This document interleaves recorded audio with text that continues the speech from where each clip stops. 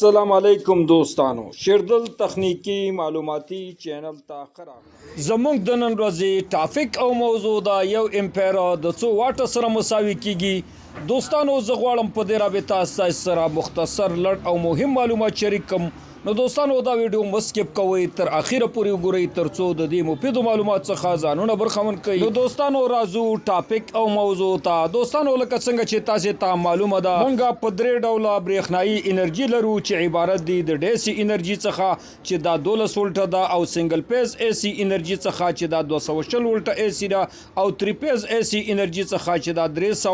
او 80 وولټه اي سي تری پیز انرژي ده نو راځو دوستانو اول ډیسي برېښنا ته چې د دې وولټ د 12 وولټه چې د دې یو امپیر د 100 واټ سره مساوي کیږي نو راځو پر مولتا پاور مساوي کیږي د وولټ ضرب امپیر سره نو دلته دوستانو 12 وولټه دا ضربو په یو امپیر کې د 12 وولټه ډیسي یو امپیر واټ مساوي کیږي د 12 واټ سره هم راځو سنگل پیز اي سي انرژي ته چې د دې د وولټ اندازه د 220 وولټه اي سي په دې کې یو امپیر د 100 واټ سره مساوي کیږي نو راځو پر مولتا پاور مساوي کیږي وولټ ضرب امپیر ضرب پاور فیکټر سره نو دلته دوستانو 220 وولټ اي سي دا ضربو په یو امپیر کې ضربو دوستانو په پاور فیکټر کې چې 0.8 ده نو د یو امپیر واټ مساوي کیږي په سنگل پیز اي سي 220 برق کې د یو سلو شپږاویا واټ سره دریم راځو تری پیز اي سي برېښنا ته چې د دې د وولټ اندازه ده 380 وولټه په دې کې یو امپیر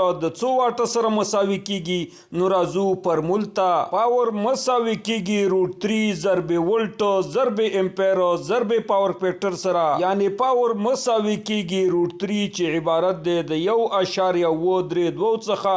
ضرب 300 او 80 وولټ تری فیز سره ضرب د یو امپیر سره او ضرب د پاور فیکټر سره چې 0.8 ده نو د یو امپیر واټ مساوي کیږي په تری فیز اي سي برېښنا کې د 1520 واټ سره نو دوستانو دا وا زمونږ د نن ورځې ټاپک او موضوع چې د یو امپیر د واټ د معلومولو پر رابطه باندې وا چې یو امپیر د 100 واټ سره مساوي کیږي نو دوستانو که غواړئ بر تخنیک څخه ځانونه برخمن کړئ او خپل هر قسم برقي وسایل په خپل کورونو کې ترمیم او جوړ کړئ نو دوستانو که تر اوسه پورې مو زما چینل نوی سبسکرایب کړئ نو مهرباني وکړئ زما چینل سره سبسکرایب کړئ او که دا ویډیو مو خوښه شوي در سره لایک او شیر کړئ د خپلو ملګرو سره ترڅو خیر او پیدا ټولو ته ورسیږي دوستانو ستاسې د توجه او لیدو څخه یو نړۍ مننه السلام علیکم